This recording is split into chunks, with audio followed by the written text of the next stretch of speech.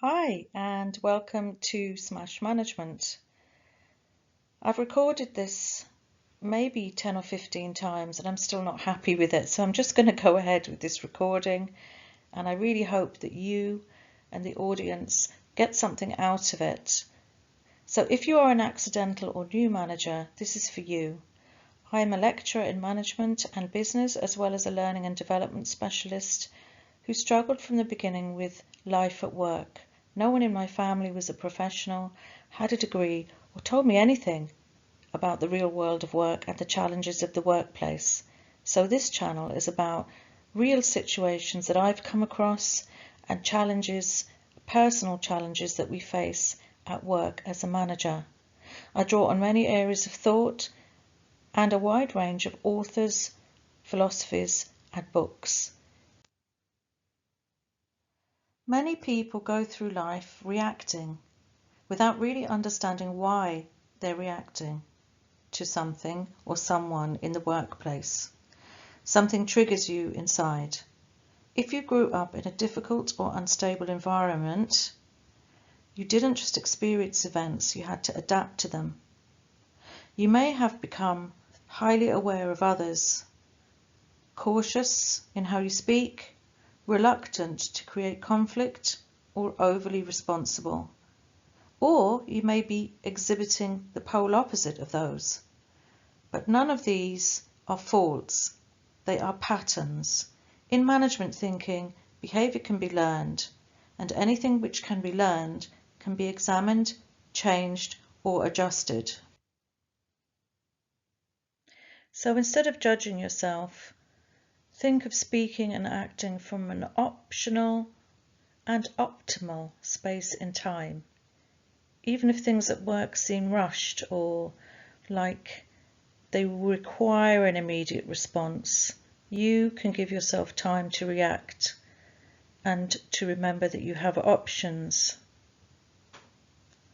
Option 1 is to continue as you are, even though it might not be working. Option 2, response. Pause, observe, and then figure out how to deal with the situation. Option 3, choose a different response altogether, even if it feels unfamiliar. That is the starting point. You give yourself options, and maybe you didn't know you had these kinds of options because maybe you're on autopilot as such in your responses. You're not trying to be someone else. You're learning to understand how you operate, how your patterns operate, and then make more deliberate choices. And that's where stability begins. So let's have a quick look now at management theory and why we should study it. And one of the key reasons we should study management theory is that it acts as a framework for us to operate out of and to refer to. Theories are like jigsaw pieces in a puzzle. They help us to fit the pieces of the people, performance, and processes together. Management theories provide us with a framework to make sense of organizational life.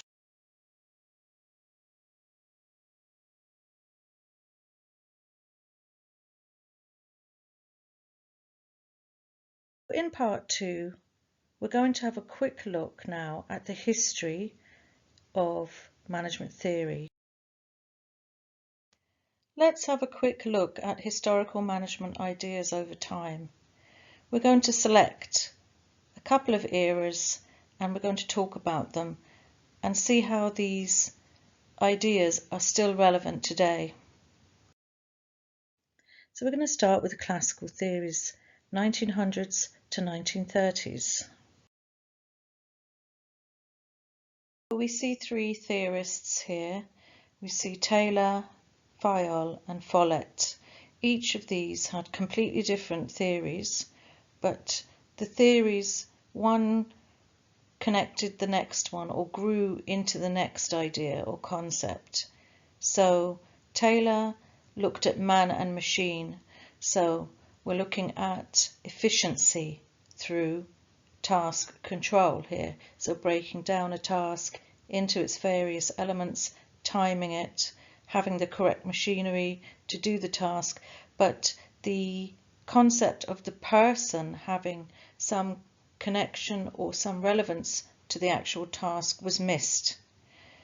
Fayol was known as the father of modern management, and he was a French mining engineer and executive, and he was the first to identify management as a separate professional discipline that should be researched and taught. And Fayol's administrative theory focused on the entire organization, from the top all the way down, and centered on structure and coordination.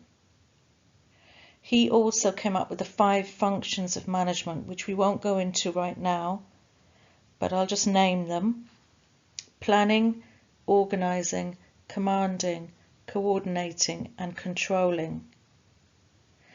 So there are also 14 principles of management, and we'll cover these later on. Mary Parker Follett talked about empowerment, collaboration, power with rather than power over the employee, and she was known as the mother of modern management. She was a social worker and management consultant who pioneered the human relations approach. We move now to the Human Relations School, and you will see that Mary Parker Follett appears here because in the last slide we said that she was ahead of her time and she instigated the concept of collaboration, team working, and also she spoke about human relations at work and how people are relevant in the workplace in terms of how they turn up. So we had the management theorist Mayo claimed that people work better when they feel valued. Now there is an extremely famous study that Mayo carried out along with many workers over many years called the Hawthorne studies, which I won't go into here, but that if you look it up, it's an extremely interesting experiment that was done and scientifically proven. And we have Follett, as I said here again, talking about teamwork, talking about shared leadership, conflict resolution, and we all know that teamwork makes the dream work. So now we move along to contingency theories, and along with the human relations division of management theories, contingency theory has been an element of management behavior and management theories since the 1950s. Fred Fielder has a theory called contingency theory and emphasizes the impact of situations on leadership style. So you may hear of situational leadership, that's another way of putting it. And you use it depending on the situation you find yourself in at work. So let's take a quick look now at what Fielder says. He's saying that if you want to use a contingency theory, you must have certain aspects in place at your organisation.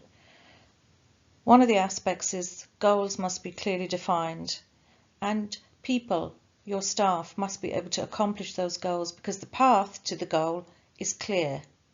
And then thirdly, there needs to be a reward at the end, and they also need to be desirable. So that could be recognition of some kind.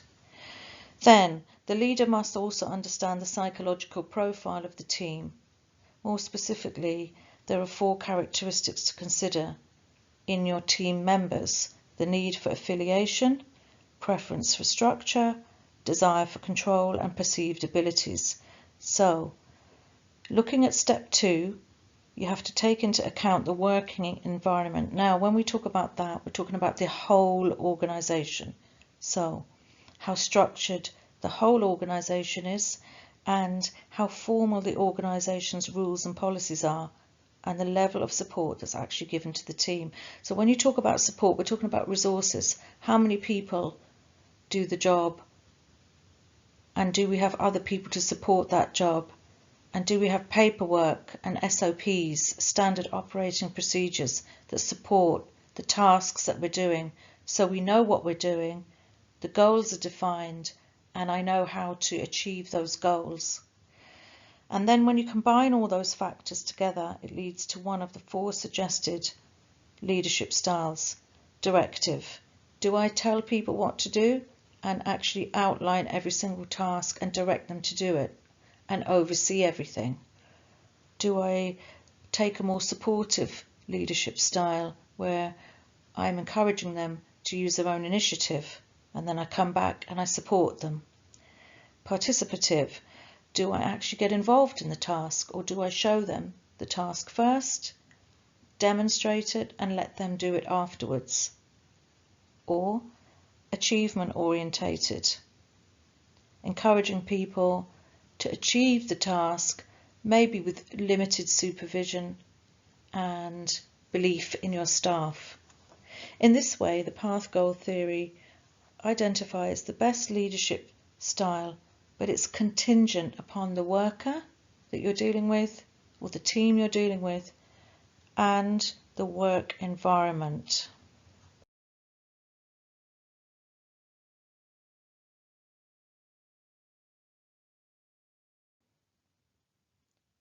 Take a moment to reflect on this situation here. You're leading a group project and one person is dominating and the others are not contributing. I'm pretty sure you've come across this before.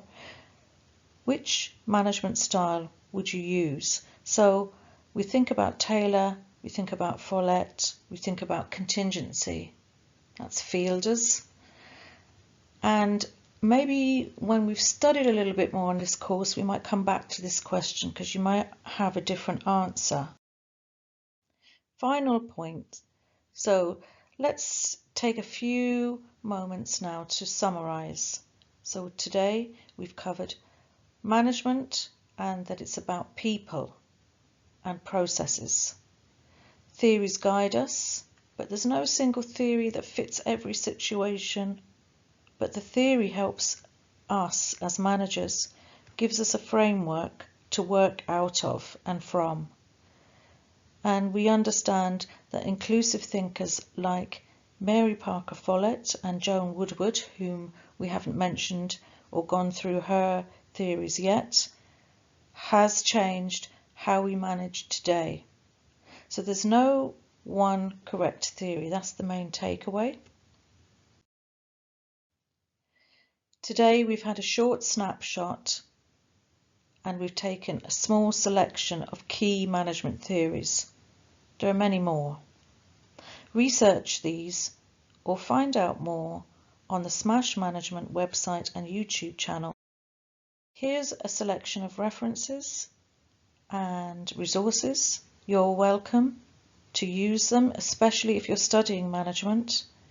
And there's an interesting link about contingency management which will be very useful in the future.